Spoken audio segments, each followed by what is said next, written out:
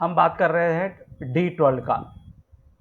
D12 बात करती है कि एवरीथिंग रिलेटेड टू पेरेंट्स। तो ये वर्ग जो है ना, वर्ग मतलब डिविजनल चार्ट्स। डिविजनल चार्ट सिर्फ पर्टिकुलरली एक पॉइंट पकड़ के कंप्लीटली एनालाइज करने के लिए उस चार्ट को देखते हैं, वो तो पता ही है आपको। जनरल प्रिडिक्शन जो होता है D1 से हो जाता है, D9 से भी। नवांशा वो दोनों ही इंपॉर्टेंट बोलते हैं, उसी हिसाब से चला देते हैं। तो अभी D12 everything related to parents, ये कैसे क्या क्या देखना पड़ता है यहाँ पे। इसमें D12 एक को 12 पार्ट्स कर दिया, 12 पार्ट्स कर दिया। तो 1 2 3 4 यहाँ पे लिखा नहीं, ये 3 बार आ जाता है।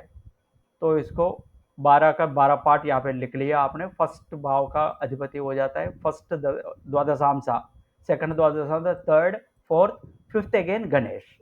तो ऐसे 3 बार ये रिपीट हो जाता है, उनका कैरेक्टर जनरली आ जाता है। तो ये गणेश, नेक्स्ट अश्विनी कुमार। गणेश तो सुख समृद्धि दे देता है, ये ऐसे गणेश के बारे में तो सबको पता है। अश्विनी कुमार तो ये मेल ट्विन से फिजिशियंस है, डाइटिस का फिजिशियंस है। तो ये सारे है ना, यम, ये तो पता ही है कि आपको मार्क कार का हो जाता है मार्क। ये वासुकी, ये वासुकी तो सांप है, सांप तो चीटिंग, रिवेंज, किलिंग, ये सब कुछ है। तो मतलब ये आप एक एक अंश कौन सा इसमें आ रहा है तो उसी हिसाब से उनका कैरेक्टर भी बोल सकते हैं। जनरली क्या है कि ये हम हर इसके लिए, हर डिविजनल चार्ट के लिए हम बता दे रहे हैं कि इसका ये पार्ट, फर्स्ट पार्ट का ये है, सेकंड पार्ट का ये है, कि ये सारे कैरेक्टर्स एक्चुअली नहीं होता है का मतलब 100% हम इसी के ऊपर ये किसी का कैरेक्टर को हम डिसाइड नहीं कर सकते। जनरल थिंग्स है ये। तो आप एक काम करो, नेक्स्ट क्लास के अंदर आपका लग्न ले लो। लग्न है, सिर्फ लग्न लेना है, लग्न कितना डिग्रीज में है, और किसी भी ग्रह का डिग्रीज लेने का जरूरत नहीं है। आपका लग्न या किसी का भी लग्न ले लिया, लग्न लेके D2 में, तो हर वर्ग के लिए, हर डिविजनल चार्ट के लिए हमने ऐसा ही भाव डिवाइड कर दिया ना। अगर ये 12 भाव है तो 12 पार्ट्स है, तो 12 का कुछ नाम दे दिया। और 10 पार्ट्स है, 10 का भी हमने D10 में कुछ नाम दे दिया, 10 पार्ट्स का है ना, द्रकोण में पार्ट्स दे दिया। ये कहा है 10, 10 कहाँ पे है?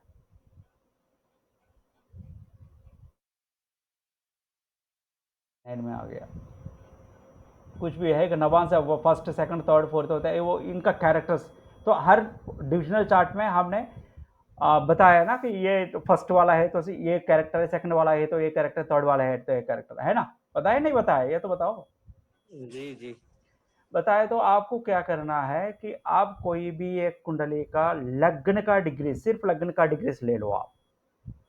ये किसी का ले रहे हो तो वो आप याद रख लेना उस बंदा का। तो हर डिग्री D2 में उसका कैरेक्टर क्या बताया गया है उस लग्न का, D3 में अगर डिवाइड करते हैं उसका कौन सा कैरेक्टर में आता है, D4 में कौन सा कैरेक्टर है, D5 में कौन सा कैरेक्टर। ये सारे है ना D60 तक 1 2 1 2 3 4 5 6 7 ऐसे करके डाल के है ना उनका कैरेक्टर लगा दीजिए। सिर्फ लग्न का लेके सारे कैरेक्टर्स एक बार आपका इंटरेस्ट के लिए, तो आपको पता चलते है कि ये कैरेक्टर को कौन सा डिवीजन चार्ट में कैसे डिफरेंट हो जा रहा है। तो आपको पता चल जाएगा। इस पे हम प्रिडिक्शन डायरेक्टली कर सकते हैं, नहीं कर सकते हैं। अगर सब में वो बोलता है कि ये बेकार वाला, बेकार वाला, बेकार वाला, सब में बेकार ही आ जाता है, तो आप थोड़ा सा आइडिया आ जाएगा, हाँ ये तो ये डिविजनल चार्ट से हम इससे क्लियर कर सकते हैं। एक में बता देगा सूर्य बेकार है, अगर लग्न वो क्या मतलब लग्न का जो अधिपति है वो सूर्य हो जाता है तो बेकार है। दूसरा डिविजनल चार्ट में बता देगा सिंह राशि आता है तो बहुत सुपर है। तो दोनों का तो वहाँ पे तो प्रॉब्लम हो जाएगा ना। तो वो ऐसा आ रहा है नहीं आ रहा है, ये आपको देखना पड़ेगा। तो एक लग्न कुछ भी ले लो, नेक्स्ट क्लास के अंदर आप लिख के रख लेना आप। आए समझ में क्या क्या बोलना चाहता हूँ। हाँ जी। ये सर ये D1 D2 12 तक तो लगातार चलते हैं, उसके बाद में फिर गैप होता चला जाता है। हाँ ये D16 है, D16 में आ जाता है। ये ऐसा क्यों है सर? नहीं अभी एक्चुअली उन्होंने है ना एक बल बोलते हैं, वो एक चार्ट बता दूंगा, मैं दिखाऊंगा कि वो किसका कितना बल दे दिया उन्होंने। नहीं नहीं, मैं ये कह रहा हूँ हाँ D16 तो में ऐसा कुछ नहीं है कि तो ये तो सीधा अगर फादर का कारक हो जाता है सूर्य कह दिया तो उसका रीजन तो हम बोल नहीं सकते। तो उन्होंने महर्षि लोग जब एक्सपीरियंस कर दिया, उन्होंने ट्राई किए थे पूरा, ट्राई करके उन्होंने डिसाइड कर दिया कि इसका ये है, इसका ये देखना है, इसका नहीं देखना है करके। तो इसका है ना, we have to go with this only. तो इसका तो हमें रटना ही है, इसके अलावा कुछ नहीं कर सकते। जी तो ये पर्टिकुलर रीज़न कुछ नहीं है उसमें। फॉर एग्ज़ाम्पल आप D2A हो रहा का मतलब D9 ले लिया, उसका ही ज़्यादा फल क्यों दिया? तो in in the form of experience, उन्होंने प्रैक्टिस कर दिया। ये तो ऐसे ही कहीं लॉजिक्स वगैरह नहीं है ना ये डिवाइन नॉलेज जो है इसका है ना, सिर्फ एक्सपीरियंस कॉस्मिक एनर्जी का, विच इज़ नॉट विजिबल, है ना? जी जी तो इनविजिबल पावर के साथ उन्होंने जो एक्सपीरियंस किया, उसी को ही बता दे रहे। ये फोर्थ भाव व्हीकल्स का ही बताता है। फोर्थ भाव में आपका तो पूरा सपोर्ट है, सारे शुभ दृष्टि है, सातवीं दृष्टि को में वहीं से देखता है। तो उन्होंने बहुत सारे इसलिए तो मैं लास्ट टाइम जब प्रैक्टिस के लिए दिया था 4-5 क्या बोलते कुंडली, तो उसमें से कॉमन क्या है, ऐसे ही उन्होंने एक्सपीरियंस करके, हाँ इसमें कॉमन ये है, ये बंदा यहाँ से यहाँ देख रहा था उस टाइम पे, उनका ये मिला, एक व्हीकल मिला, ये कुछ मिला। तो ये एक्सपीरियंस में उन्होंने सालों, हजारों सालों, एक के बाद एक्सपीरियंस करके उन्होंने इकट्ठा करके लिख लिया। तो हमें इतना प्रैक्टिस करने का क्या बोलते हैं, एक्सपेरिमेंट्स करने का जरूरत नहीं, उन्हीं से हम ले लेते हैं। इसलिए बहुत सारे कुछ है ना, और बराबर होता है, कुछ बराबर भी नहीं होता है। जैसे मैंने लास्ट टाइम आपको दिखाया गर्ग हो रहा करके, याद है आपको?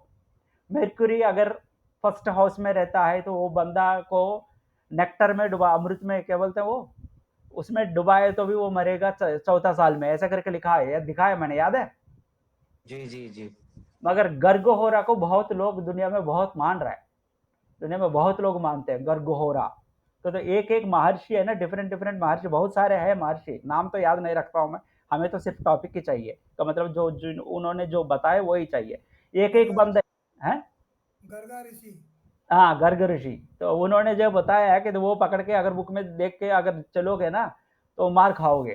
तो एक कुछ पॉइंट्स ऐसा है, कुछ पॉइंट्स गर्ग जो बता दिया कि पराशर जी बोलते हैं कि तो वो मानते नहीं है। जैमिनी चार दशा है, जैमिनी बोलता है कि पराशर गलत है, पराशर जी का उनका के तो मैच नहीं होता है। हमें क्या है कि उन सब से पॉइंट्स लेके महर्षि लोगों ने जो बताया, उनका उनका एक्सपीरियंस के हिसाब से, तो वो उसी से एक्सट्रैक्ट करना है हमें, एक्सट्रैक्ट करके हमारा एक्सपीरियंस जोड़ के हम, जैसे इसीलिए प्रैक्टिस चाहिए।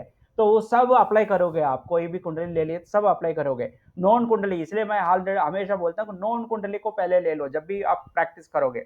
नॉन कुंडली मतलब आपको उनके बारे में पूरा पता है, खुद के बारे में ही ज़्यादा पता होता है दूसरों से, तो खुद के ऊपर ही अगर अप्लाई कर दिया, डिफरेंट डिफरेंट, जैसे मैं बोल रहा हूँ ना, एक से निकाल नहीं बोल रहा हूँ मैं, बहुत सारे है इसका, उसके साथ मेरा कुछ एक्सपीरियंस, ये सब ऐड करके हम बोल रहे हैं। तो वो सारे आपको एग्जैक्टली होना है ऐसा भी नहीं है, 90% हो जाता है एग्जैक्टली, तो इधर उधर भी होता है कभी कभार, तो वो आपका एक्सपीरियंस से निकालना पड़ेगा। तो इसलिए प्रैक्टिस मेक्स मैन परफेक्ट।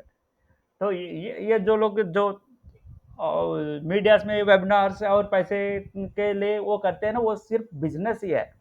उनको भी अगर डायरेक्ट पूछ लिया ना, जब भी अगर फ्री वेबिनार में, लास्ट टाइम ये आप लोग आए थे, ऐसे कभी फ्री वेबिनार आता है तो उनसे एक क्वेश्चन जरूर आप जाइएगा, एक क्वेश्चन जरूर ये पूछिएगा कि आपका का मतलब एक बंदा अच्छा क्या बोलते हैं एस्ट्रोलॉजर, अच्छा एस्ट्रोलॉजर होने के लिए क्या लक्षण है, कुंडली में क्या क्या देखना है।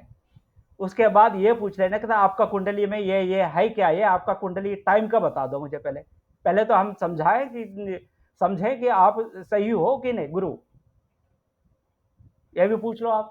तुरंत वो क्या करेगा, आपको तो आप ब्लॉक कर देगा, है। तो ये है ना सिर्फ, और फेसबुक में उधर देखते हैं कि हम मैंने एक दिन में 4-6 लाख कमा लिया, और ये कुछ काम कर दिया और शेयर्स में लगा दिया, मैंने करोड़ों कमा दिया। ऐसा लगे तुम करोड़ों कमा दिए तो तुम रख लो ना, तो यहाँ पे आके मुझे मेरा क्लास लेने के लिए 200 रुपए ले लो, 300 रुपए ले लो, ये उनका कमाई गए, उनको बिल्कुल कुछ आ ही नहीं रहा है। वो तो डूब गया था बंदा। अगर 1 करोड़ रुपए आप कमा पा रहे हो एक महीने में, तो दूसरों को बोलना क्यों है यार, कोई बोलता है? अपना आप काम चलता रहेगा बंदा। आ जाओ, मैं 200 रुपए के लिए मैं करोड़ों रुपए का बिजनेस किसी को शेयर करूं 200 रुपए के लिए? ये सारे बकवास है। आपको क्या लगता है वो सही है? नहीं है। हाँ, वो वहाँ सब। तो सब फ्रॉड है, फ्रॉड चल रहा है हाँ, बहुत तो ज्यादा। नंबर वन फ्रॉड ही है, सब ऐसे ही है कि तो सब कोई। मार्केटिंग है जी, मार्केटिंग। हाँ, बिल्कुल मार्केटिंग है।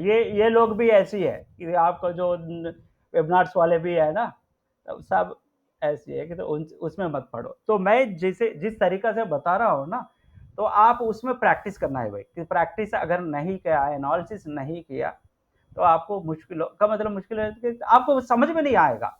मैंने बता दिया तो भी आप जब तक नॉन पर्सन का, मैंने कह दिया कि इस टाइम पे इस राशि, अभी मैंने ये आपको चंद्रप्रकाश जी लास्ट क्लास का जो मैरिज का वो अप्लाई कर दो, और मैं अभी ये जो दे रहा हूँ ना नक्षत्र का चार्ट, नक्षत्राधिपति, वो अप्लाई कर दो।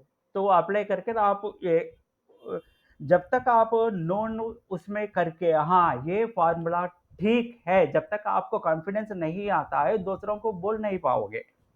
तो सिर्फ मैंने जो बोला वही सुन के, ये पढ़ के आप दूसरों को जजमेंट कर दिया, तो भी मन में ऐसा लगता है ये सही है कि नहीं, सही है कि नहीं, है ना? अगर 2-3 को आपने नॉन पर्सन्स को देख लिया, हाँ मैंने जो पॉइंट लगाया वो पॉइंट बराबर है। जैसे छोटा भाई या बड़ा भाई, तो किसी का बच्चा छोटा या बड़ा होता है तो उनका 11th हाउस का अधिपति थर्ड में बैठता है। ये 60-70% केसेस में राइट है। तो वो देखते ही तो आपको एक कॉन्फिडेंस आ गया, हाँ मैंने देख लिया ऑलरेडी, ये पॉइंट 100% है, श्योरिटी आ जाएगा आपको। ठीक है जी। तो चलो हम, तो आपको मैंने क्या कहा था, अभी क्या करने के लिए कहा था? नक्षत्र का सॉरी डिविजनल चार्ट में कैरेक्टर स्टडी करना है। हाँ, तो कोई भी एक लग्न ले लो, लग्न लेके D1 में कौन सा पार्ट में, अच्छा D1 में तो ऐसे है, D2 में चंद्रहोरा में आया, सूर्यहोरा में आ गया, D3 में कौन सा दृक्कोण में आता है, कौन सा दृक्कोण में आता है, फर्स्ट में आता है तो उसका कैरेक्टर क्या बताया। नेक्स्ट D4 में सिर्फ इतना एक ही पार्ट लोग है, लग्न कितने कौन सा दृक्कोण में आ गया, इसमें आ गया। D4 में कौन सा चतुर्थांश में आ गया, तो इसमें आ गया उसका कैरेक्टर। D5 में पंचमांश में क्या आ गया। तो सारे कैरेक्टर्स मैच हो रहे नहीं हो रहे, आपका एक्सपीरियंस के लिए, आपका नॉलेज के लिए, आपका कॉन्फिडेंस के लिए। जब तक काम नहीं करोगे तो कॉन्फिडेंस डेवलप नहीं होगे, कॉन्फिडेंस डेवलप नहीं होता है तो दूसरों का ठोक के नहीं बता पाते हो, तो वो प्रॉब्लम हो जाता है। ठीक है जी। अभी ये गणेश, अश्विनी, यम, वासुकी है। वासुकी ये चारों में ना वासुकी का ही खराब है, ये सांप है, तो उनका चीटिंग, रिवेंज, किलिंग वगैरह आ जाता है। इन्हीं को 3 बार रिपीट हो जाता है, यहाँ पे लिखा है मैंने 3 बार राशि में, तो रिपीट हो जाता है कि 12 पार्ट ऐसा आ गया। अगर 159 गणेश का हो जाता है, 159 भाव में जो ग्रह पड़ा है वो फर्स्ट क्या बोलते हैं द्वादशांशा, फर्स्ट द्वादशांशा में हो जाता है तो बहुत शुभ फल देता है। ऐसी अश्विनी कुमार सेकंड द्वादशांशा, तो 2, 6, 10 का सेकंड द्वादशांशा, 3, 7, 11 का थर्ड द्वादशांशा, 4, 8, 12 का वार्षिकी, और फोर्थ, और ये फोर्थ द्वादशांशा, ये थोड़ा सा शुभ कारक हो जाता है। ऐसे ही हम 12 का है ना, इनका वो तो देवता डाइटिस हो गया। यहाँ पे है ना एक्चुअल कैरेक्टर्स कौन सा शुभ है कौन सा अशुभ है, ये तो कुबेर से ये कोकिला तक ये 12 दिया हुआ है, 12 का पार्ट्स है। फर्स्ट पार्ट में आता है शुभ है, ये धन प्राप्ति हो जाता है। सेकंड साधारण है, थर्ड अशुभ फल देता है, फोर्थ कीर्ति देता है, ये कीर्ति है, नामी कीर्ति है, शुभ है।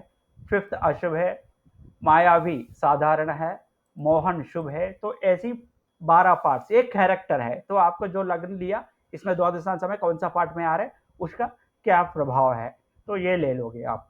और हर वर्गा में, तो मतलब हर डिविजनल चार्ट में हम बोलते हैं कि कारकास क्या है, का मतलब उसका रेस्पॉन्सिबल ग्रह, रेस्पॉन्सिबल कौन पर्सन कौन है, ये हमें है ना 100% लेना पड़ेगा। रेस्पॉन्सिबल पर्सन का दशा में ही वो होता है कि जो भी उनका इफेक्ट आ जाता है ना।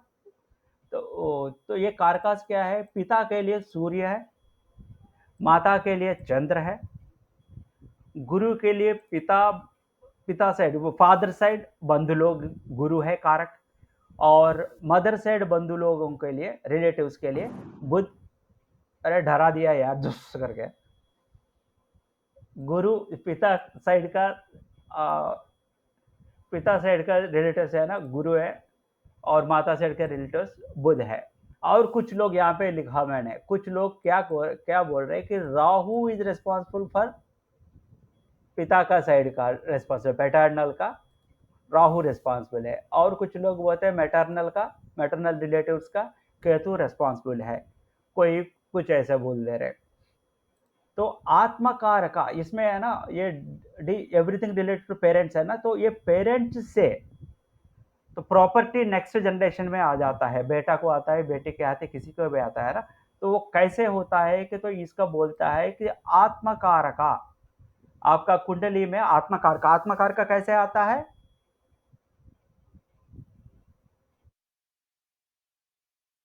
याद है आत्मकारका? जब डिग्री हाई हो सबसे। हाँ, राइट। सबसे ज्यादा डिग्री जो होता है वो आत्मकारका होता है उनका, और मातृकारका पितृकारका। मातृकारका मदर का हो गया, पितृकारका फादर का हो गया। इनका बीच में जो रिलेशन है उससे आप तो उनका माता पिता का प्रॉपर्टी ट्रांसफर होने वाला है, नहीं होने वाला है, कब होने वाला है, कैसे होने वाला है, इसके बारे में हम बात कर सकते हैं। तो ये आत्मकारका इनका पीके एमके का पीके नहीं है, पीके क्या होता है?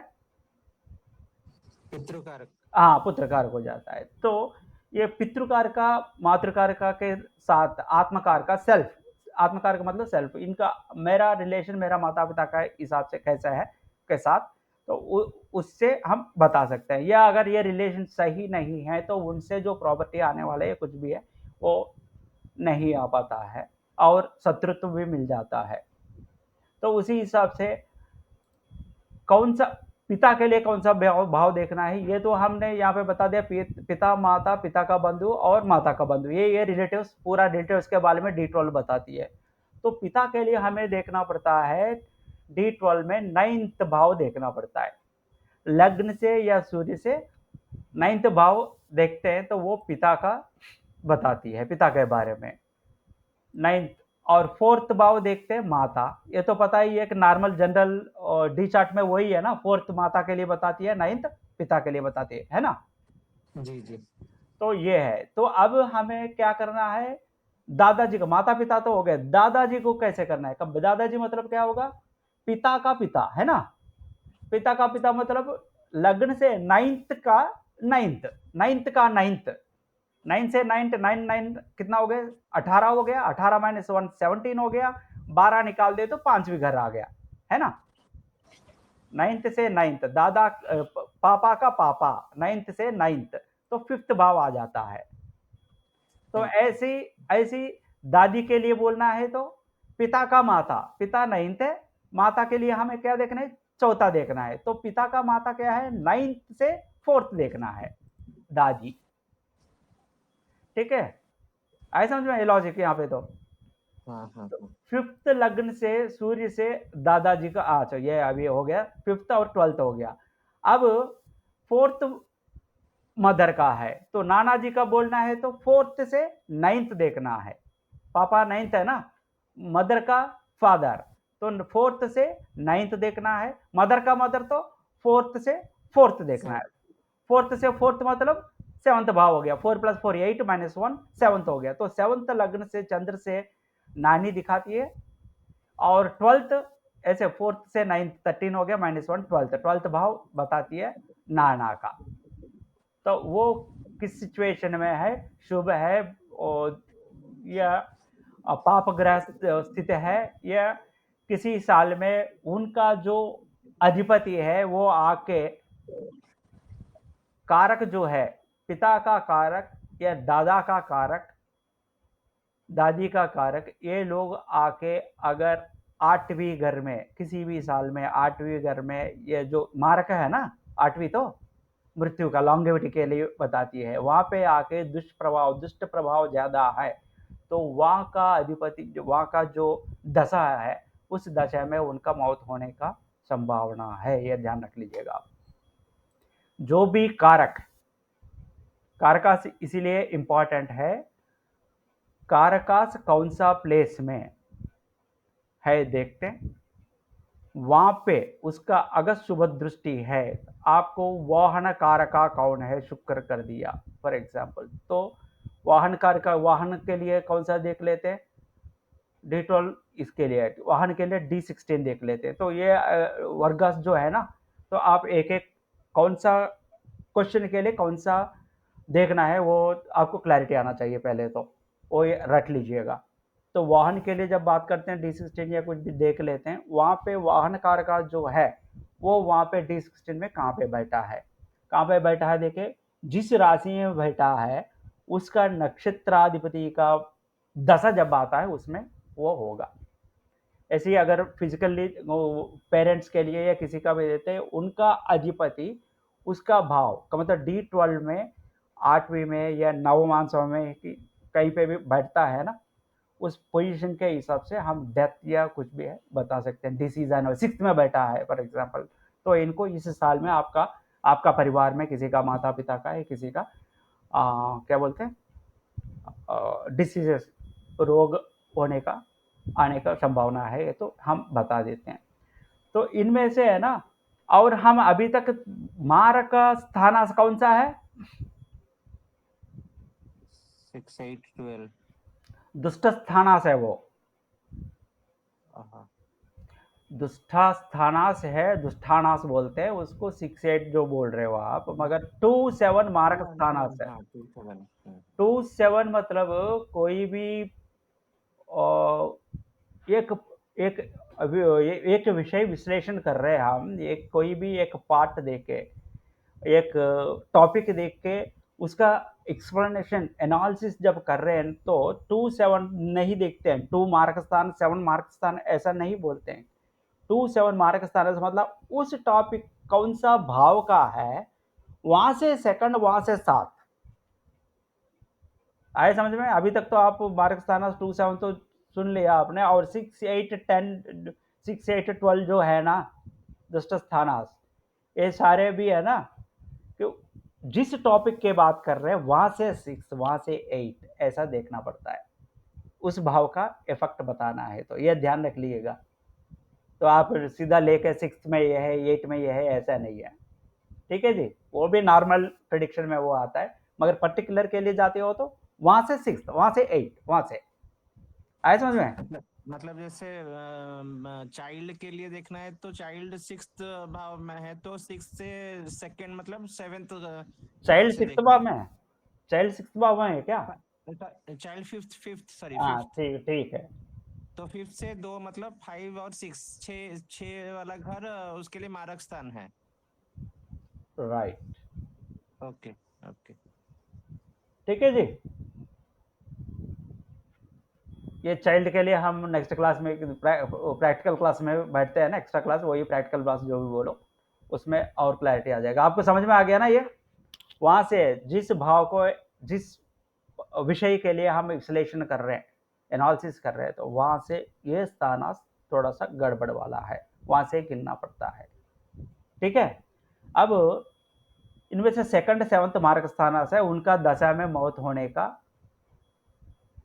चांसेस है। यहाँ पे माता पिता का है ना जो 9th और देखते हैं, वहां से सेकंड, वहां से 7th उनका अधिपति का, यहाँ पे है ना राशि का वो है, दशा जब चलता है उन दशा में पिता का बोलते हैं, तो 9th हो गया तो 11th भाव हो गया, 9 to 11 है तो 10 नेक्स्ट स्थान में, 10वीं अगर पाप जिस साल में आपका 10वें गृह में सारे पाप प्रभाव है और ये पिता कारक भी वहीं पे बैठा है, तो तब उस दशा जब चलता है तब आपका पिता का डेथ होने का संभावना है।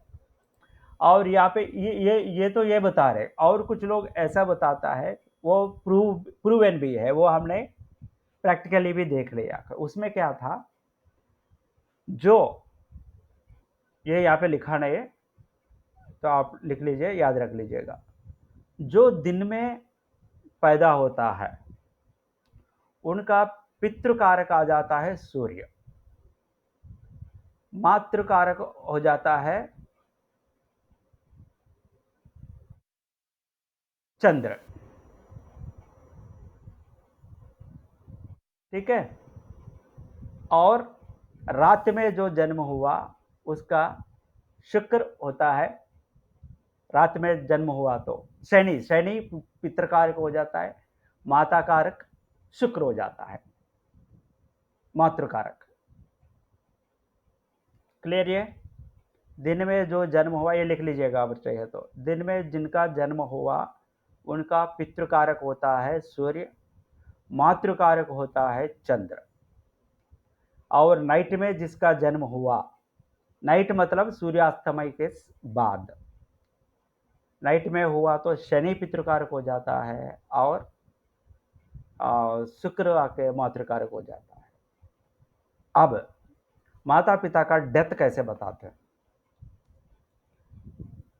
आपका D9 नवांशा ले लोगे आप, D9 लेके आपका पितृकारक, जैसे मैंने बताया रात दिन का, दिन रात का वाला, आप दिन में हो गया तो आपका पितृकारक हो जाएगा सूर्य। आपका D9 में सूर्य जिस राशि में बैठा है, जिस राशि में बैठा है उस राशि का नक्षत्राधिपति जो है उनका दशा या अंतरदशा में फादर जाने का 200% तय है। आया समझ में? गुरुजी एक बार रिपीट लास्ट वाला पार्ट। फर्स्ट पॉइंट तो पता चल गया आपको, दिन में जन्म हुआ तो सूर्य चंद्र है, रात में जन्म हुआ तो शनि शुक्र है। अब आपका D9 में जो कारक है, अगर फादर का ले लेते हैं, पितृकारक सूर्य हो गया, अगर दिन में हुआ तो उनका जन्म सूर्य, एग्जाम्पल ले लेते हैं, दिन में ही उनका जन्म हुआ तो पितृकारक है सूर्य। उनका D9 चार्ट में वो सूर्य जहाँ पे बैठा है, जिस राशि में बैठा है, उस राशि का नक्षत्राधिपति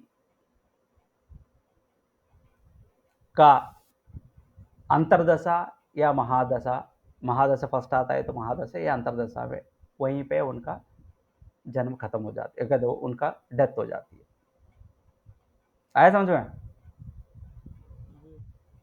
तो अब क्या है कि एक राशि में सूर्य आके एक राशि में बैठा है, एक राशि में 9 हो जाता है, 9 पाद है ना, तो 2.5 नक्षत्र, 4 4 8 हो गया और एक पार्ट, एक तीसरा का, इसका मतलब 3 नक्षत्र हो जाता है जनरली, है ना?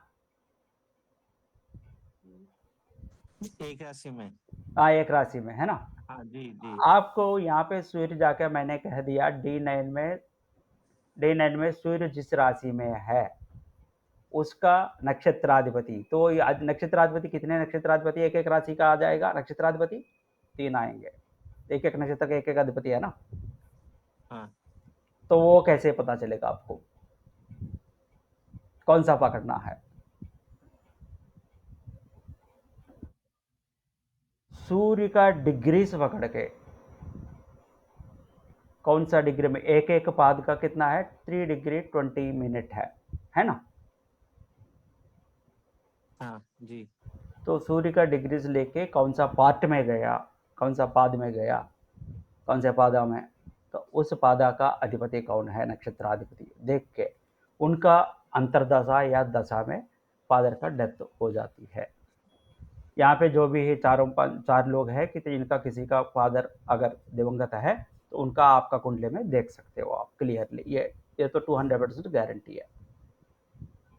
किसी का फादर दिवंगत है? सब हैं, तब ठीक है, अच्छा है। हेलो, माता जी का माता जी का तो माता जी का सेम है। सेम अगर दिन में अगर आपका बर्थ हुआ, हाँ आपका माता जी का कारक कौन है? चंद्र है। चंद्र, हाँ D9 में चंद्र जहाँ पे है, ठीक है। उस राशि का नक्षत्राधिपति कौन है?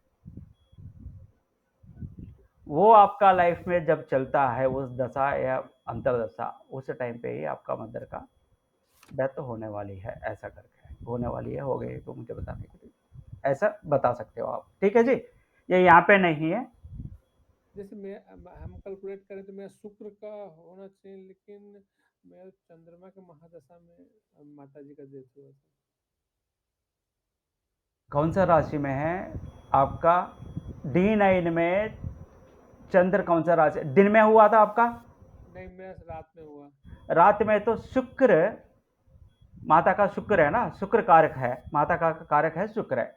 शुक्र D9 में कहाँ पे बैठा है? 11th में 11th में कौन सा राशि है? वो लग्न, कौन सा राशि है वो देखना पड़ेगा। कौन सा भाव में नहीं, कौन सा राशि में है? मेष राशि में। मेष राशि। शुक्र का कितना डिग्रीज है? शुक्र का डिग्री कितना है? शुक्र का डिग्री है 9। 9 डिग्रीज है। हाँ, तो अब शुक्र का मेष राशि में 9 डिग्रीज है तो आपको केतु महादशा आ जाती है। केतु, केतु है उनका नक्षत्र लॉर्ड है एरीस में, है ना। हाँ, एरीस में केतु। तब जब माता जी का जन्म वो मौत हुई थी, डेथ हुई थी, उस हाँ। टाइम पे आपका कौन सा महादशा चल रहा है, कौन सा दशा और विदशा चल रहा है? इनका अंतरदशा, केतु का अंतरदशा चल रहा है। नहीं, केतु तो भी आया नहीं है मेरा, अभी तो राहु अरे अंतरदशा आता है तो आप महादशा अंतरदशा। अंतरदशा, अच्छा, वो तो देखना पड़ेगा अंतरदशा तो। वो चेक कर लो आप चेक करके नेक्स्ट क्लास में बता देना। ठीक। तो ये डिग्रीज देख के आप यहाँ पे अश्विनी एरिस में है तो अश्विनी नक्षत्र है तो केतु आ जाता है। अगर भरणी में आ जाता है तो ये फर्स्ट 3 है ना, फर्स्ट 3 मतलब 13 डिग्री है, 9 डिग्रीज बोल रहे हो ना, तो इसी में है तो केतु अंतरदशा आपको चलेगा, तो उस टाइम पे होने का संभावना है, हो गया होगा ऐसा, आप चेक कर लेना, ठीक है। ठीक। पॉइंट तो समझ में आ गया ना सबको? पॉइंट समझ में आ गया। हाँ ठीक है। मेरे पिता की अब मृत्यु हो चुकी है सर। हाँ जी, मेरे फादर की मृत्यु हो चुकी है। मृत्यु हो चुकी है तो आपका जन्म दिन में हुआ रात में हुआ? सुबह 4 बजे हुआ था सर। सुबह 4 बजे मतलब रात को हो गया। जी। तो उस दिन आपका है ना क्या बोलते इनका कारक नहीं नहीं, सूर्योदय कितने बजे हुआ था? 4 बजे के बाद ही होता है ना, तो आपको रात ही माना जाता है। रात अगर हो गया तो आपका है ना पितृकारक कौन सा होगा? शनि हो जाएगा। तो D9 में शनि कहाँ पे बैठा है आपका? D9 में शनि सर बैठा है, एक मिनट बता रहा हूँ। शनि बैठा है सर तीसरे भाव में। भाव नहीं, कौन सा राशि में? राशि हुई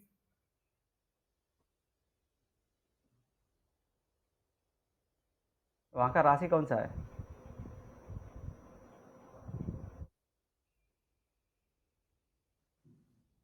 लग्न देख लीजिए चंद्रप्रकाश जी, D9 का लग्न क्या है? लग्न में कौन है?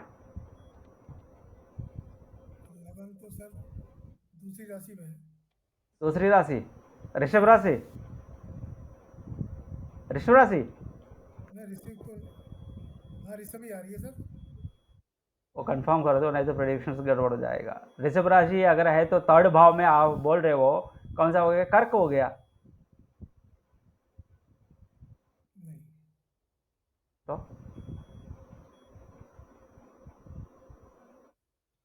चलो आप नेक्स्ट क्लास का आ जाओगे ना, ये देख लेना। आपका क्या बात हो रहा था? शनि D9 में जिस राशि में बैठा है उस राशि का डिग्रीज भी पकड़ लेना, पकड़ के उस राशि का नक्षत्राधिपति जब का दशा या अंतरदशा चलता है उसी टाइम पे, जो आपका फादर का जब मृत्यु हुई थी उस टाइम का देख लीजिए, आपका अंतरदशा या दशा वहाँ पे चलता होगा।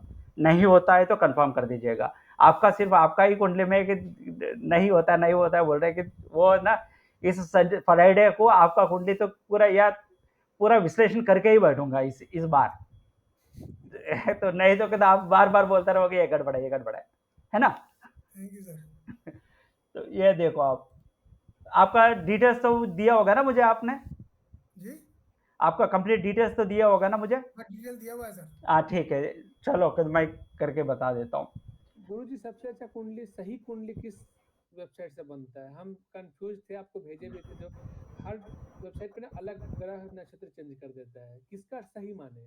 हाँ, उस क्लास में आप छुट्टी पे थे ना, तो मैं वही समझा रहा था इन लोगों को कि इन्होंने चंद्रप्रकाश जी, मित्र जी और देवाशीष जी, मैंने लास्ट टाइम जो बताया ना, इन्होंने भेजा मुझे कि तो उनका बेटी का है ना 3 साइट में गया तो 3 तरीका का है। तो आप एक ही साइट देख लिया कोई भी बंदा, तो वो अगर गलत है उनको पता नहीं चलेगा ना, हाँ, हाँ, सॉफ्टवेयर से आ गया करके। तो मगर वो कन्फर्म करने से पहले तो इसलिए वो पंचांग, उस साल का पंचांग को तो निकालनी पड़ेगी आपको।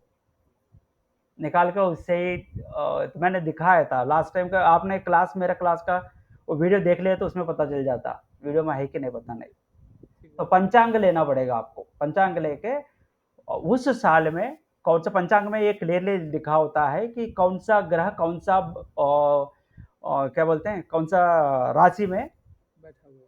हाँ, वो गोचार चल रहा है, उसका ट्रांसिट हो गया, तो पूरा क्लियरली लिखा होता है। उसी हिसाब से मैंने आपको बताया कि ये दोनों गड़बड़ है और ये सही है करके। अच्छा, तो कोई भी साल है तो उसका तो पहले पंचांग निकाल दीजिए। अगर किसी को पंचांग नहीं मिल रहा है कि तो कौन सा साल का आपको चाहिए तो वो मुझे बता दीजिए, मैं दे दूंगा।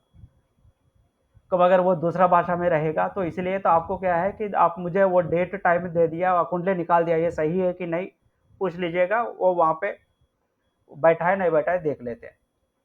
तो ये ना सेकंड भाव से हम D12 में सेकंड भाव से हम बात करते हैं कि सेकंड भाव से नॉर्मली D1 से भी सेकंड भाव है ना फैमिली का है। तो बच्चा जब पैदा हुआ उनका केयरिंग कैसा है, बचपन में रख रखाव कैसे है, रख रखाव मतलब management of birth, management at the time of birth, birth कैसे हुआ, कैसे देख लिया कि तो वो बता देती है यहाँ पे। और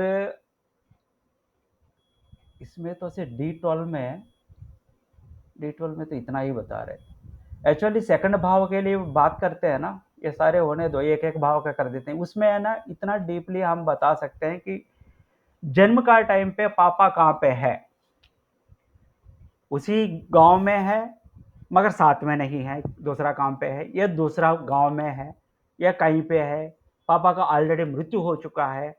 ये सारे डिटेल्स उस सेकंड भाव के बारे में जब डिस्कस क्लियरली करते हैं तो वो बता सकते हैं। चलो D12 के लिए इतना ही हम देख लेते हैं अभी तो फिलहाल। तो आपको और बोलने का बहुत सारे हैं और आपको पढ़ने के लिए भी बहुत सारे हैं। तो 12वीं भाव माता पिता का अस्तित्व या कोई इसका मतलब है कि सेकंड भाव और 12th भाव, सेकंड भाव में आपका जन्म टाइम पे कैसे केयरिंग हुआ, कैसे पैदा हुए आप बता देती है। और 12th भाव के हिसाब से अगर देख लेते हो तो उस टाइम पे कोई भी प्रॉब्लम्स आ गया क्या, नुकसान कैसे हो गया, वेंटिलेटर में रखा क्या बच्ची को या बच्चा को, क्या क्या वो सिजेरियन होना पड़ा क्या, कुछ क्या बोलते हैं बचते मरते मरते बचा बाल बाल बचा है, ऐसा सिचुएशन में आता है क्या, ये पीलिया आ गया, कुछ आ गया, आ जाता है ना। जन्म टाइम पे माता पिता ने जितना भी प्रॉब्लम्स फेस किया उस बच्चा के वजह से वो सारे 12वीं भाव से आप बता सकते हो। और 3 एंड 11 भाई बहनों के साथ संबंध कैसा है, ये तो D1 में जैसा है ऐसी ही है। 6th बात माता पिता द्वारा किए गए, यहाँ पे देखो ये ऋण के लिए बता देती है, मगर D12 में नॉर्मल D1 में हम बोल देते हैं कि यहाँ पे ऋण और शत्रु डेब्ट्स वगैरह बताती है ना।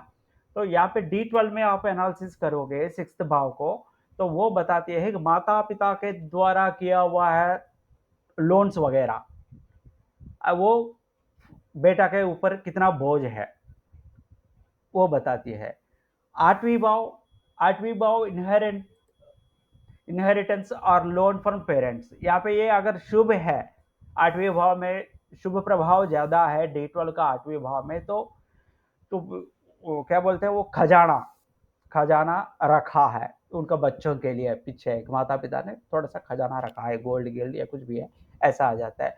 अगर वो पाप दृष्टि ज्यादा, पाप इफेक्ट ज्यादा हो गया तो माता पिता ने उनके लिए रखा है मगर लोन रखा है, खर्चा। ऐसे 10th भाव तो ऐसे है कि ड्यूटीज वगैरह है। D12 में 10th भाव के बारे में अगर बात करते हैं तो फादर के थ्रू वोकेशनल का मतलब फादर का वृत्ति इनको ट्रांसफर हुआ नहीं हुआ कैसे है उसके बारे में बता सकते हैं हम, क्लैरिटी आ जाता है। तो ये सारे पॉइंट्स जो बता रहे हैं ना कि ये आप करते डीपली ये नहीं है, मगर आपको ये आइडिया आ जाता है कि कौन सा पॉइंट को कहाँ पे देखना है, ये सारे माइंड में घुसा दीजिए कि किसी का भी ये पॉइंट आ जाता है तो सिर्फ D1 में गया या कुछ देख लिया नहीं, आपको ना इस पॉइंट पे जाना है करके समझ में आना चाहिए इमीडिएटली, तब इसका डीपली चक्कर हो गया। D12 लग्नेश अगर सूर्य हो जाता है, ये थोड़ा सा क्रूएल पर्सन मेंटालिटी है। D12 का लग्नेश चंद्र होता है, हैंडसम इंटेलिजेंट है। कुछ होता है डल सिंफुल इमोरल, बुध हैंडसम, गुरु लैंड, शुक्र ब्रेव, ये सारे हैं। अगर क्या बोलते हैं शुभ है तो ये आता है, अशुभ है तो वो उल्टा हो जाता है। कि सारे ऐसे ही है पॉइंट्स जो अभी हम बोल देते हैं कि शुभ इफेक्ट है तो ऐसा है, अशुभ है तो दूसरा इफेक्ट ऐसा बोल जो तो D12 लग्नेश D1 में लग्न में अगर रहता है, D12 का लग्नेश लग्नाधिपति D1 का लग्न में रहता है, अपने पिता की तरह ही धनी और समृद्धि, मतलब आपका पिता करोड़पति वाला है तो बेटा भी करोड़पति वाला हो जाएगा। अगर पिता की लखपति है तो बेटा भी लखपति, जो पिता का सिचुएशन है वही सिचुएशन बेटा को भी आएगा, उससे बेटर ही रहेगा, उससे कम नहीं होगा। तो आजकल तो जमाना ऐसा है कि पिता से बेटा नेक्स्ट जनरेशन 100% मैक्सिमम 99.9% आगे ही चल रहे हैं ना, ये नीचे चल रहे हैं। कुछ कुछ पाप लोग हो जाते हैं तो उनका तो खत्म ही कर देते हैं नीचे। जनरल वे में अगर देखा जाए तो वृद्धि चल रहा है ना, डेवलपमेंट तो है कि नहीं। आपका पिता से आप नॉलेज पर्सन हो, नॉलेज ज्यादा होता है कि समझदारी ज्यादा होता है, क्योंकि आपने पिताजी ने बहुत सारे देख लिए है, तो मगर वहाँ का सिचुएशन अलग है। आजकल का सिचुएशन इन्होंने देखा नहीं है, कंप्यूटर चलाना नहीं आता है, मोबाइल चलाना नहीं आता है। तो हमारा जनरेशन से हमारा बच्चे जनरेशन बहुत फास्ट है, क्योंकि हम तो मैं कब डिग्री में आने के बाद कि कंप्यूटर से मोबाइल से हो गए, कब आ गया था 2005 में कुछ आ गया था, तब तक तो हमें पता ही नहीं, तब तक तो उम्र तो बहुत हो गया 22-23 का। तो आजकल बच्चे हैं कि तो जन्म होते ही तो बस मोबाइल पकड़ के ही आ जा रहे हैं, तो उनको जितना आता है उतना हमें नहीं आता है। तो ऐसे ही है ना, टेक्निकल डेवलपमेंट में आगे जैसे डेज बढ़ रहे हैं तो आगे डेवलपमेंट हो रही है। तो लग्नाधिपति D12 लग्नाधिपति इसमें D1 लग्न में होता है तो अपने पिता से समान या ऊपर ही धन समृद्धि हो जाता है। अगर वो त्रिका मतलब दुष्ट स्थानास, इसी का त्रिका करके दूसरा वर्ड भी है, 6, 8, 12 में होता है तो पिता से किसी भी सुख से वंचित होता है, तो मतलब पिता से कुछ मिलने वाला नहीं है। अगर D12 का लग्नाधिपति D1 का लग्न में रहता है तो D1 के लग्न में रहता है तो पैसे आ जाएंगे पिता से। अगर 6, 8, 12 में D1 में रहता है तो पिता से कुछ नहीं आएगा। ये भी आप चेक कर सकते हो, किसी फ्रेंड्स का या किसी का पहचान वाला का पिता से प्रॉपर्टी आया नहीं आया, तो ये भी आप आराम से चेक कर सकते हो। नीच अस्तंगत पापी युक्त ये सारे हो जाता है कौन, D12 लग्नेश D1 में ऐसा पोजीशन में रहता है तो नीच स्थान में है, अस्तंगत है, पाप युक्त है, आग चोर अधिकारियों की। तो कुल मिला के ये क्या है, शुभ है, शुभ दृष्टि है, शुभ प्रभाव है, तो सही पॉइंट दे देंगे। पाप दृष्टि है, पाप प्रभाव है, नीच में है, ये अस्तंगत हो गया या रिट्रोग्रेशन हो गया, तो ये सारे हैं कि नेगेटिव इफेक्ट्स दे देते हैं। Positive effects, negative effects. अभी तक तो आपको तो क्लियरली सबको पता चल गया नेगेटिव इफेक्ट्स कब आता है, पॉजिटिव इफेक्ट्स कब आता है। मगर आपको क्या पता होना चाहिए, पॉजिटिव इफेक्ट्स मतलब क्या क्या पॉजिटिव दे सकता है, का मतलब आप वो पढ़ना है। एक एक ग्रह के लिए मैं बोलता रहूंगा, एक तो 100 पेज का वही आएगा, तो आप बुक्स ले लो, आप बुक्स लेके है ना, उसी हिसाब से जब भी सिचुएशन आता है तब हम बता देंगे ये है करके। बहुत एक एक ग्रह का है ना, बहुत सारे क्वालिटीज है, तो आपको वो क्वालिटी इंटरप्रेट करना आना चाहिए। तो 8वें भाव में तो ये देखो 8वें भाव पे अनअब्स्ट्रक्टेड अर्गलास मतलब विरोधार्गला कुछ भी नहीं है। 8वीं भाव पे अर्गला से मतलब है सपोर्टिव हाउसेस है, ठीक है। उसका अरोध विरोध अर्गला क्या करते हैं कि इनका सपोर्ट को तोड़ते हैं। ये अनअब्स्ट्रक्टेड अर्गलास का मतलब इनका सपोर्ट है, सपोर्ट को तोड़ने वाला विरोध अर्गला नहीं है, तो इनके पास पीछे है ना बहुत खजाना पड़ा रहा, ये मान के चलो। 8वीं भाव पे अनअब्स्ट्रक्टेड अर्गलास है, अर्गलास 2, 4, 11 एंड 5 है ना, ये अर्गलास है। तो इनका सपोर्ट 4 भावों का सपोर्ट आ गया, जिससे 8वीं भाव से 2, 4, 11, 5 चारों का सपोर्ट है इसमें। तो उनको जो काटने वाला है 2 का काटते हैं 12 और 4 का काटते हैं 10। तो अपोजिट में है ना, लास्ट टाइम दिखाया था मैंने, है ना, यहाँ पे ऐसा बता दिएगा 2 को काटते हैं 12 और ये क्या है 4 को काटते हैं 10, 5 को काटते हैं और ये 9, 11 को काटते हैं 3, ऐसा बताया ना अपोजिट इधर उधर दाएं बाएं। तो अगर अनअब्स्ट्रक्टेड अर्गलास है 8वीं भाव में तो इनका इनहेरिटेंस का मतलब पूर्वजों से ही ऐसा प्रॉपर्टी ऐसे आ गया इनका बहुत ज्यादा। और 11वीं भाव में सेम अनअब्स्ट्रक्टेड हो जाता है, the way parents help the native, कैसे उनका आस्ति जो भी है कि वो कैसे आता है, किस वे में उनको आ जाएगा, लक में किसी में भी है ना, तो सपोर्ट बता देती है। तो बाधक स्थानास अनअब्स्ट्रक्टेड है, बाधक स्थानास क्या हो जाता है 2 और 11, 2 और 7, 2, 7 तो मारक स्थानास, मैं पूछ रहा हूं यहाँ पे लिखा है बाधक स्थानास।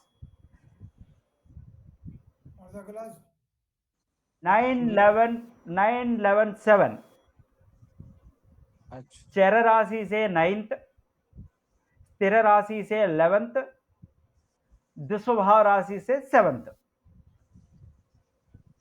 ठीक है जी, ये बाधक स्थानास होता है। वहां पे अनअब्स्ट्रक्टेड अर्गलास है, बाधक स्थानास इटसेल्फ मीनिंग ही आ गया, आपको दुख देता है, ठीक है। तो उसको सपोर्टेड है, ये अर्गलास का मतलब आपको दुख को कंप्लीट दुख नाश करते हैं।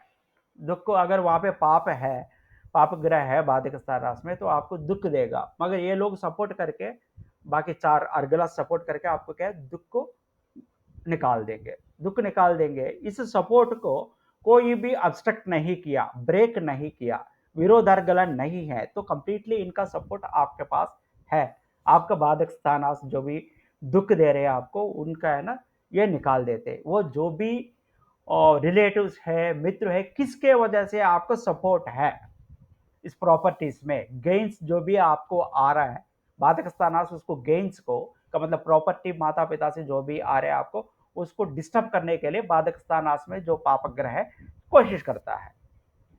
ये अर्गलास क्या करता है, आपको उस कोशिश को नाकाम करने के लिए अर्गलास का मतलब आपको सपोर्ट कर जाता है। माता पिता से जो भी प्रॉपर्टी आ रहे हैं आपको, वो गुड वे में चले, आपको यूज हो जाए। तो इसका ऑपोजिट विरोध अर्गला नहीं है, तो आपको कौन कौन, तो वो पोजीशन देखे है ना, अगर शत्रु स्थान में आ गया आपको, अर्गला शत्रु स्थान से आ गया, तो शत्रु के वजह से आपका प्रॉपर्टी में सपोर्ट मिलेगा, अर्गला है तो, ठीक है। आए समझ में ये अनअब्स्ट्रक्टेड अर्गलास मतलब वह है, विरोध अर्गला नहीं है, ओनली अर्गला सपोर्टेड और सपोर्ट है उस भाव को, इसका मीनिंग आ जाता है। तो एक एग्जांपल यहाँ पे लिख लिया मैंने, नीचे भी लिख लिया, ये आप पढ़ लीजिएगा एग्जांपल। सो अब D12 कंप्लीट हो गया, तो ये आ जाते हैं D4, D16 सॉरी षोडशांशा। हमारे पास टाइम है तो षोडशांशा 20वीं विंशांशा भी खत्म कर देते हैं, तो ऐसे ऊपर जाके ये व्हीकल्स प्लेजर्स कंफर्ट्स डिस्कंफर्ट्स है सारे, ये व्हीकल्स प्लेजर्स वगैरह होता है तो वो 4th भाव। तो D1 में 4th भाव नॉर्मली बता सकते हैं हम, ये क्या है D1 में 4th व्हीकल्स वगैरह नॉर्मली बता सकते हैं, मगर D16 में 4th अगर डीपली देखा जाए तो वो व्हीकल्स कैसा आता है, व्हीकल्स को क्या करोगे आप, वो सब जो उसका एक्सीडेंट्स वगैरह है सब आपको बता देती है। तो D16 को 16 पार्ट्स ले लेते हैं, तो उसमें चर राशि का इसको कलांश भी बोल देते हैं, षोडशांश को है ना कलांश भी बोलते हैं। ये चर राशि से मेष से चालू हो जाता है, चर राशि सिंह से, ज्वेल राशि धनु से, ये ऊपर का जो देखा है वो आप चार्ट निकाल दोगे सॉफ्टवेयर चाहिए। इसमें क्या होता है, ये ऑड नंबर, विषम मतलब ऑड ही है ना, मैं बेस ही लिखता था, अब विषम से ये है, विषम और को कहते हैं सर। विषम में है ना ऑड, ऑड है ना, हाँ ऑड होता है तो ऑड का ब्रह्म विष्णु महेश 3 है और सूर्य है 4 है, का मतलब 4 टाइम्स आ जाता है। ये 4 टाइम्स कैसे आता है कि ये क्या बोलते हैं, ऑड राशि में 2 बार और इवन राशि में 2 बार। इवन राशि को क्या है, सूर्य से उल्टा जाना पड़ेगा हमें। फर्स्ट षोडशांशा सूर्य होता है, सेकंड महेश होता है, थर्ड विष्णु, फोर्थ ब्रह्मा। अगर ऑड है ब्रह्मा विष्णु महेश सूर्य, ये क्लियरली इस ऑर्डर में है। तो ब्रह्मा तो क्रिएटर है, तो क्रिएटिविटी एक ज़्यादा होता है उसका।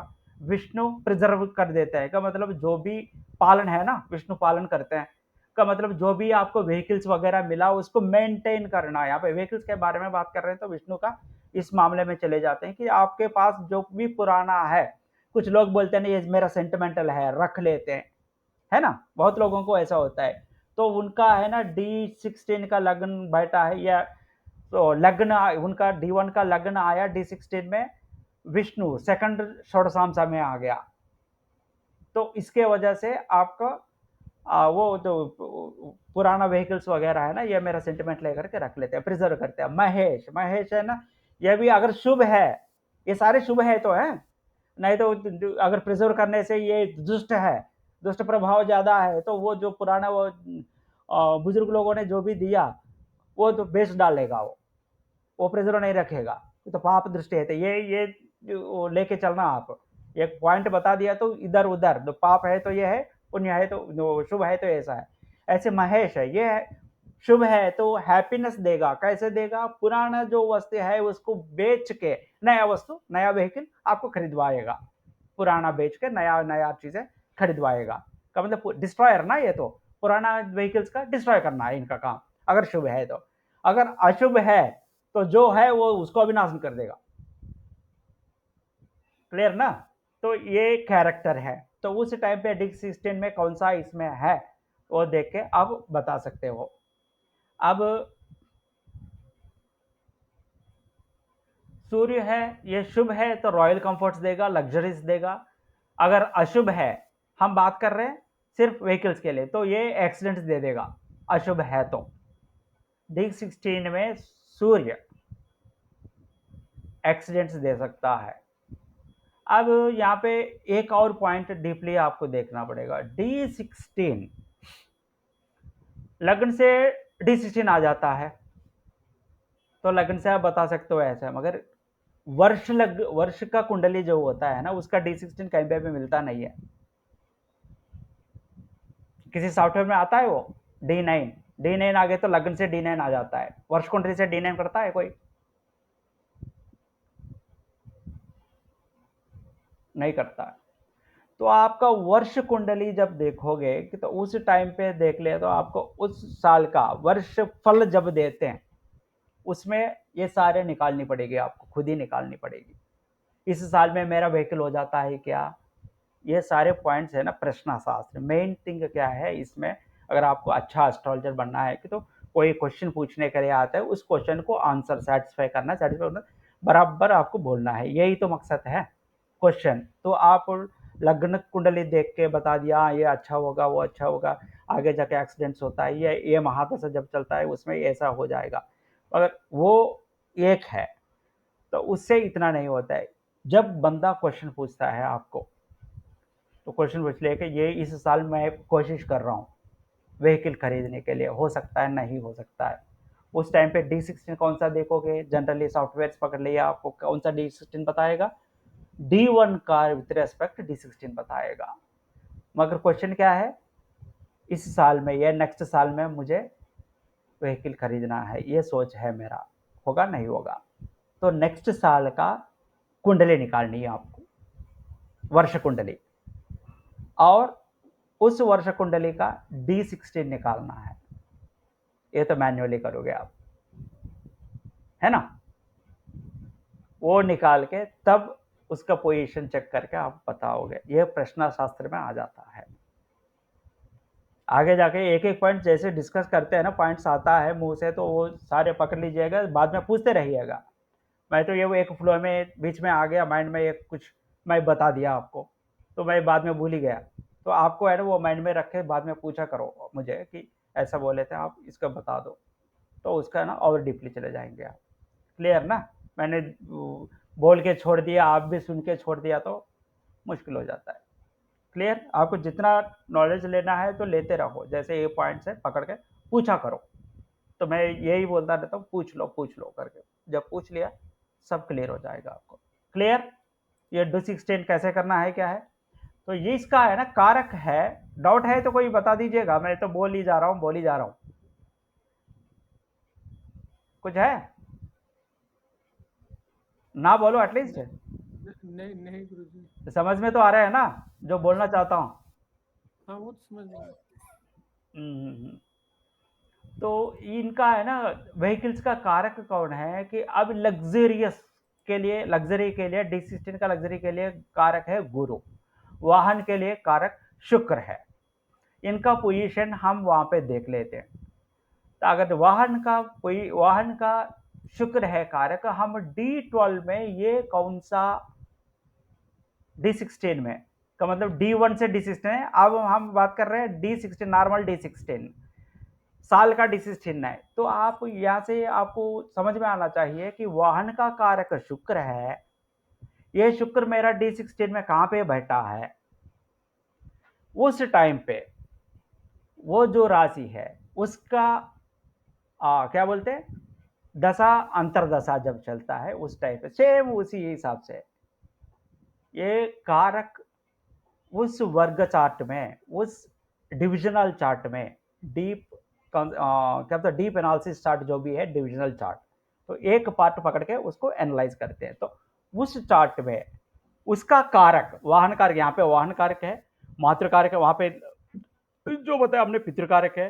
नेक्स्ट बिल्डिंग का जो कारक है, चंद्रमा के, तो ये सारे डिफरेंट डिफरेंट कारक है। बिल्डिंग्स के बारे में जब बात किया हमने, बिल्डिंग का कारक है कहाँ पे है, तो उस दशा जिस राशि में बैठा है वो शुभ प्रभाव है उसमें, तो उस दशा में उनको वो मिलेगा।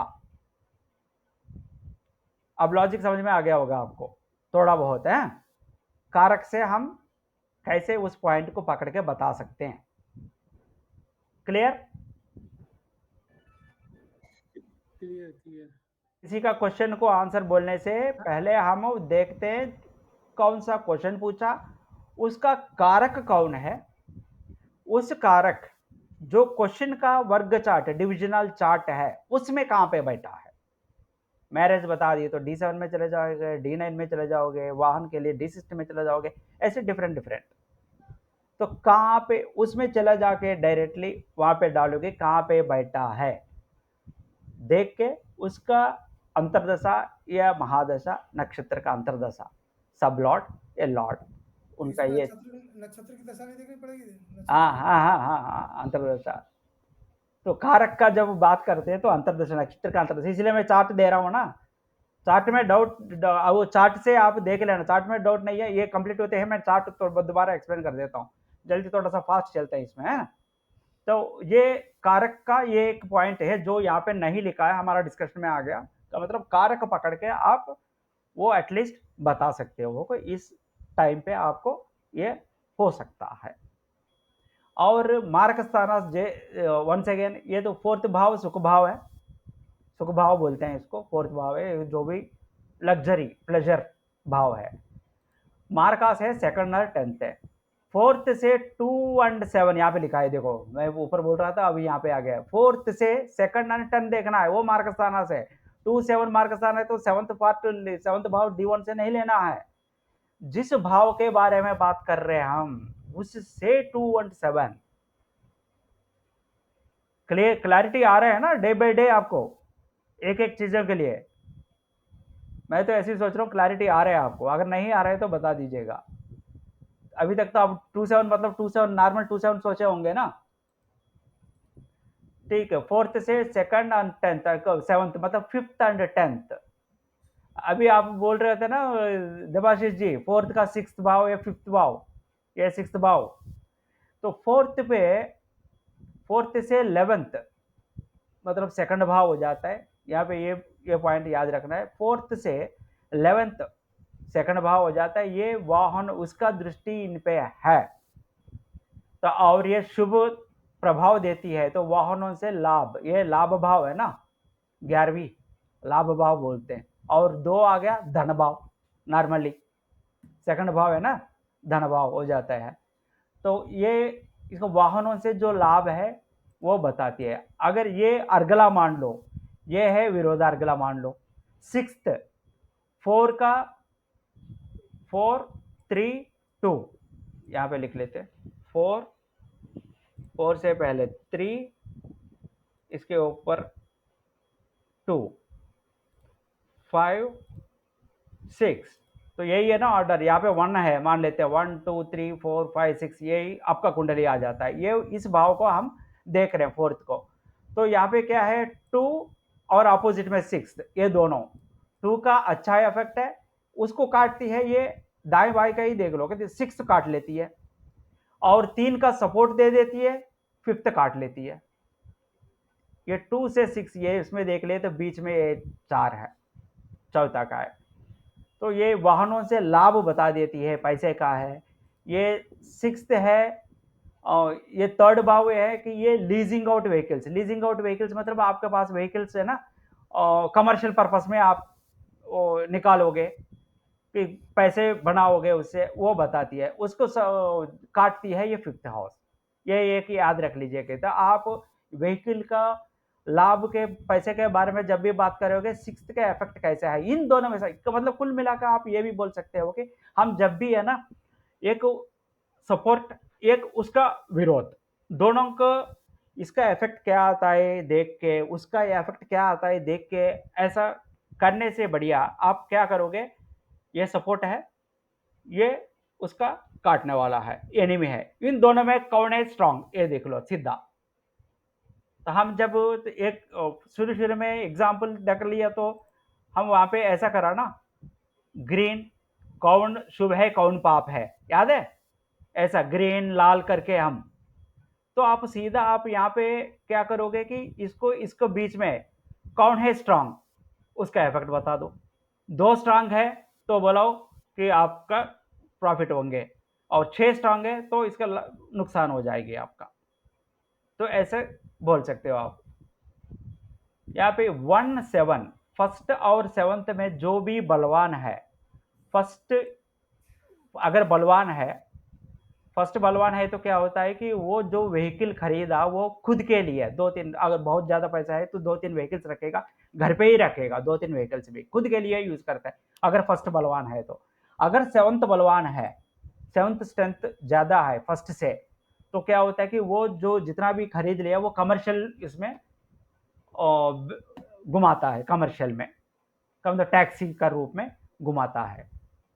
तो और तो इनका है ना, हमें देखना है अर्ध, अर्ध देख के भी बता सकते हो कैसे है का मतलब, लोग क्या सोच रहे हैं, इनको ज्यादा प्रॉपर्टी वाला सोच रहे नहीं सोच रहे। अगर अर्ध लग्न सही है का मतलब उनका सपोर्ट है, सब लोग सोच रहे का मतलब आपका व्हीकल्स देने में सबका सपोर्ट है। लोग सोचते हैं कि ये बेकार है कि इसके पास कुछ नहीं है, ऐसा सोचा का मतलब आपके पास व्हीकल्स नहीं होगा, होगा तो भी है ना वो दिखेगी नहीं, अंदर रखोगे कहीं पे भी रखोगे, कभी भी देखो शेड में रहेगा, या पुराना एक व्हीकल रखोगे, ऐसा हो जाता है। तो अर्ध लगना भी सोसाइटी में आपका व्हीकल के बारे में लेके, D16 में अर्ध लगना मतलब व्हीकल के बारे में लेके सोसाइटी क्या सोच रही है आपके बारे में, ये बढ़िया है कि तो उसको खाना भी, खाने के लिए खाना भी नहीं है, बहुत मर्सिडीज में जा रहे हैं और BMW में जा रहे हैं, तो लोगों को लगेगा ना, तो ऐसा सोच है तो वो ऐसा करता रहेगा। ठीक है जी, ये D16 का है। और विमसामसा, ये भी थोड़ा सा चलें, ये रोक लें, ये आप पढ़ लोगे।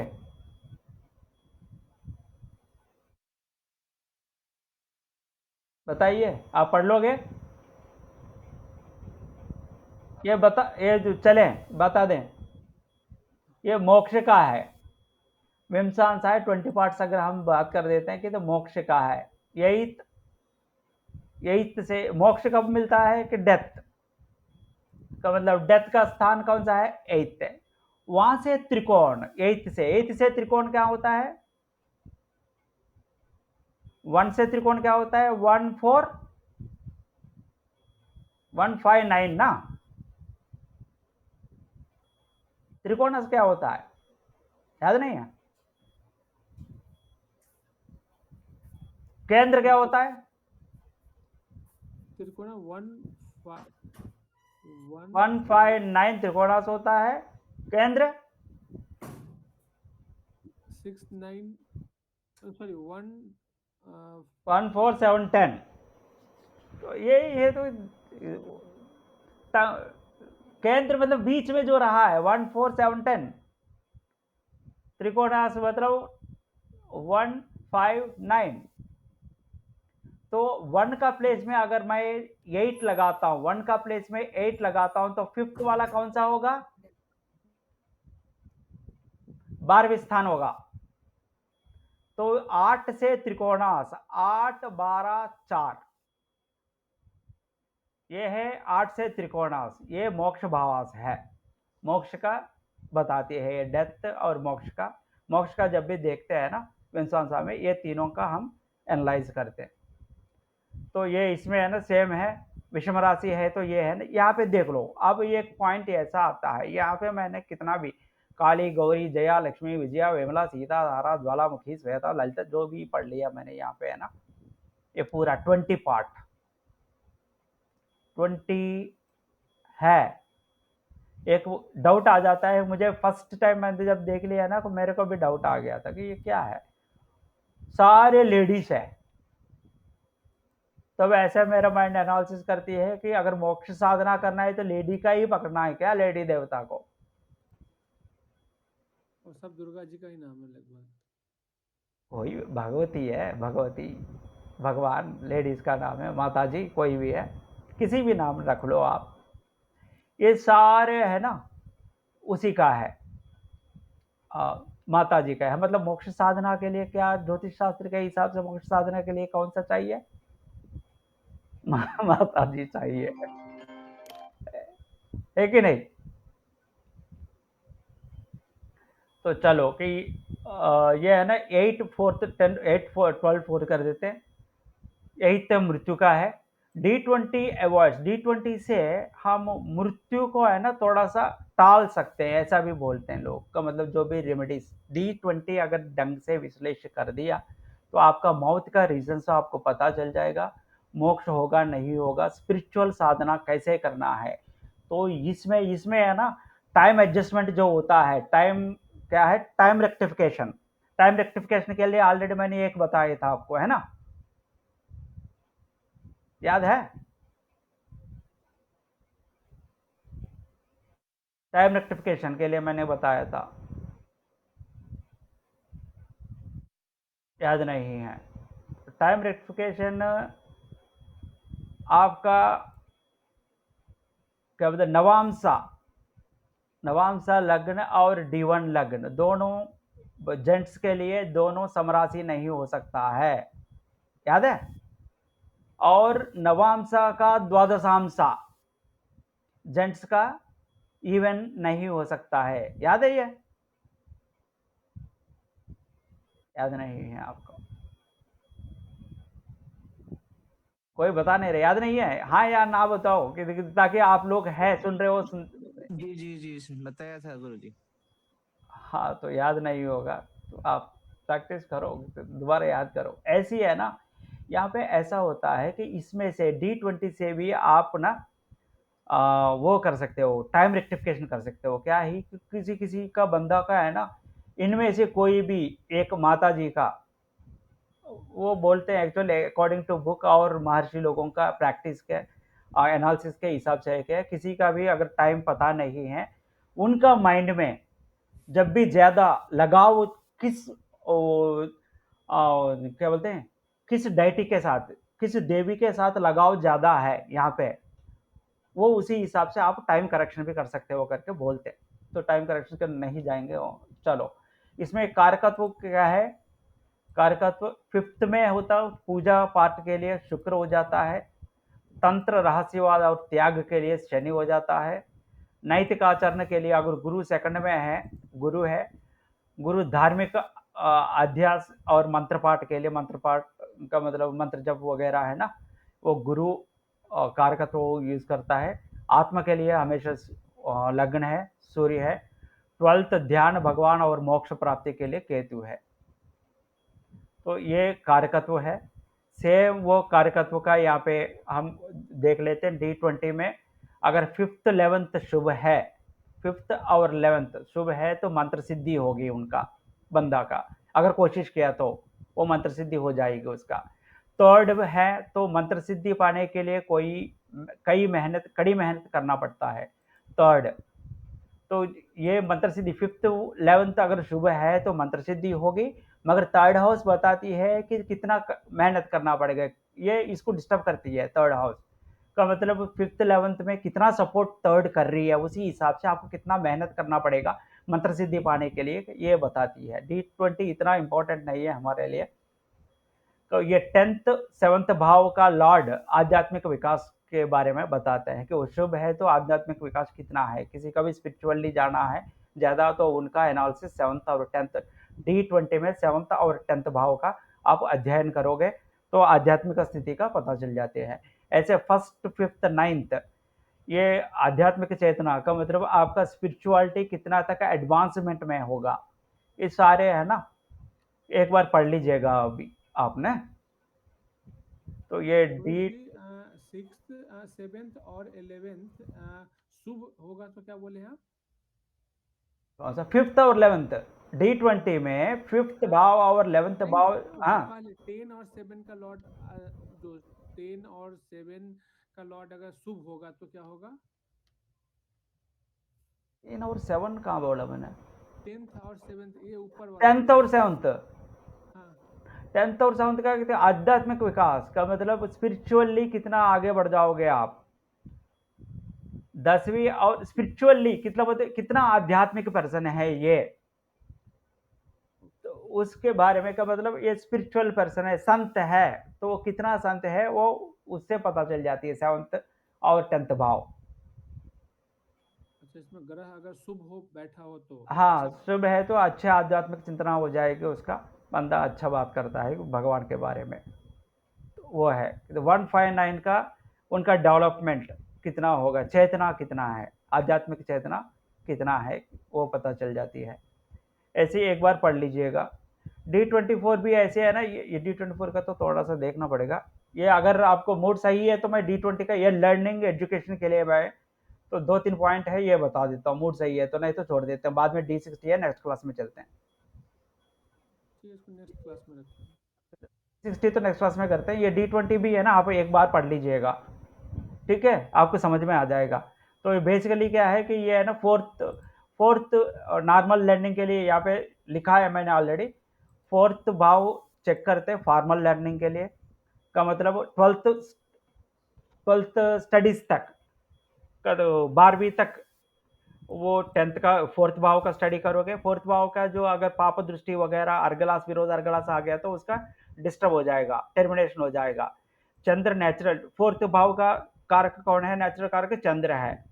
तो उसका अगर चंद्र स्थिर राशि में रहता है तो कंसंट्रेशन स्थिर रहेगा, चर राशि में रहता है तो उसका कंसंट्रेशन ढंग से नहीं रहेगा। ऐसी 4th तो फॉर्मल लर्निंग है। 5th तो ये वर्ल्ड, 4th है ना वर्ल्डली नॉलेज आएगा। 5th गुरु है, कारक गुरु है, ये नॉलेज विजडम डिवाइन का नॉलेज आएगा। 9th है गुरु नेचुरल कारक है, धर्म नॉलेज आएगा। यहाँ पे है ना हमें देखना है 4th हाउस देखना है फॉर्मल एजुकेशन के लिए, वहां से 6th हायर एजुकेशन के लिए देखना है, का मतलब मास्टर डिग्री तक मान लो, वहां से 6th का मतलब 6th पार्ट है ये। तो 4th से 6th 9th हो गया, 9th से वंस अगेन 6th वो स्पेशलाइजेशन। जैसे बच्चों का फर्स्ट बेटा के बारे में बात करते, कौन सा भाव का याद नहीं है? 5th भाव हम पकड़ते हैं फर्स्ट बच्चा का, वहां से 3 का मतलब 5 6 7th भाव को पकड़ते हैं सेकंड बेटा का बारे में। थर्ड बेटा के लिए वहां से 7th से 7 8 9 वंस अगेन 3, तो 3 3 चलता रहता है। 7th से 9th सेकंड बेटा के लिए, थर्ड बेटा के लिए 9th पकड़ते हैं, वहां से 3 11वीं है, 9 10 11 11वीं पकड़ते हैं फोर्थ बेटा के लिए। ऐसे ऐसे 6th का पार्ट है यहाँ पे। Fourth formal education up to 10th class या 12th क्लास मान लो, वहां से 6th 9th क्लास यहाँ तक भी अच्छा है तो उनको बोल सकते हो आप हायर एजुकेशन तक कंप्लीट हो जाएगा। वहां से 6th सेकंड भी अगर सही है, बहुत अच्छा है, तो स्पेशलाइजेशन हो जाएगा। ये बेसिक थिंग है यहाँ पे, बाकी आप पढ़ लीजिएगा। किसी की 7 संतान है, सब क्या उसमें कैसे करेंगे? हाँ जी, किसी की 7 संतान है, 7 सात नहीं 10 भी ले लो, 100 भी ले लो, कौरों के वजह से आप 3 ऐड करते रहो, घूमते रहो वहीं पे चक्कर में टुक टुक टुक टुक। अच्छा। गुरुजी हाँ जी, कंसंट्रेशन के लिए कौन सा ग्रह देखेंगे हम? कंसंट्रेशन जिसका एकदम डाउन ग्रह को देखा तो कंसंट्रेशन नहीं मिलता है, आपको प्रैक्टिस किया तो कंसंट्रेशन मिलता है। मगर यहाँ पे जो पॉइंट बताया मैंने, चंद्र वर्ल्डली फॉर्मल नॉलेज के लिए 4th 5th 9th देखना है। फोर्थ है, फोर्थ का नेचुरल कारक कौन है? नेचुरल फोर्थ कर्क राशि है, क्या है? कर्क राशि मतलब चंद्र है, नेचुरल कारक है। अगर फॉर्मल नॉलेज है, फॉर्मल वर्ल्डली अर्थली का मतलब उसमें क्या होता है, चंद्र अगर स्थिर राशि में है, किसमें? D20 में स्थिर राशि में है तो वो कंसंट्रेशन सही रहेगा पढ़ाई में।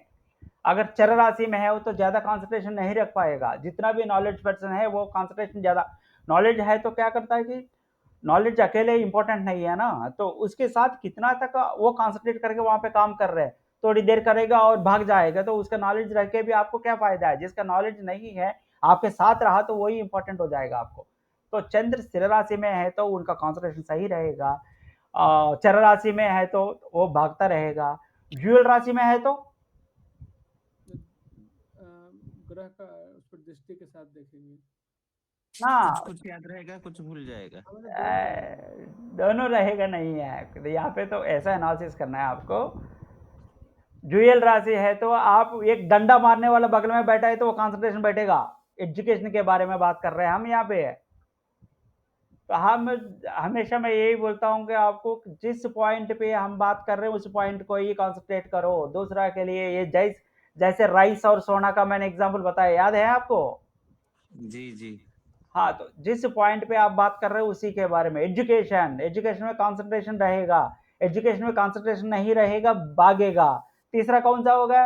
अगर डंडा मार के बगल डंडा पकड़ के बैठे हैं बगल में पापा मम्मा या कोई, पड़ेगा कंसंट्रेशन, नहीं है तो भागेगा। ड्यूअल है, उसके ऊपर कितना कंसंट्रेशन है, कितना प्रेशर है वो देख लेगा वो। तो ये ऐसा एनालिसिस है ना, आपका माइंड में तुरंत आना चाहिए किस इसके लिए। इसलिए मैं बोलता हूँ प्रैक्टिस करो और क्वेश्चंस क्रिएट करो। मगर ऐसा क्वेश्चंस मत क्रिएट करना कि और पराशर ने बता दिया है, किसी ऋषि ने बता दिया कि सूर्य आके पितृ कारक है, सूर्य क्यों है, राहु क्यों नहीं है, ऐसा क्वेश्चन नहीं होता है। इसमें लॉजिक्स कुछ नहीं होता है। ऐसा जो है तो क्वेश्चन लॉजिक्स मतलब जो लॉजिक बताया गया था उसको यहाँ पे कैसे आप कर सकते हो। वो फोर्थ हाउस हमने D60 में क्या बताया? फोर्थ हाउस बताते हैं व्हीकल्स। तो आप बोलोगे फोर्थ हाउस व्हीकल देखना है, यहाँ पे व्हीकल नहीं देखना है। फोर्थ हाउस D16 में D20 में जाकर फोर्थ हाउस को आप डिवाइड कर रहे हो, देख रहे हो, शुभ दृष्टि है तो आपको बोलना पड़ेगा, क्या बोलना पड़ेगा? एजुकेशन अच्छा है। D16 में जाकर फोर्थ हाउस को बोलते हो तो व्हीकल अच्छा है। तो ये कब क्या बात करना है ये तो आपको है ना प्रैक्टिस में ही पता चलेगा। नहीं तो वही पकड़ के एक ही माइंड में है, एक याद नहीं है, एक याद क्या रहा है कि D16 में फोर्थ है तो व्हीकल नहीं है ना। ठीक है जी, पहले प्रैक्टिकल क्लास जो है वो बच्चा पैदा तो उसके लिए करते हैं। उसके अंदर आप मैरिज का वो देख लो, चंद्रशेखर जी चंद्रप्रकाश जी आपका तो मैं देख लूँगा, देख के मैं बता दूंगा।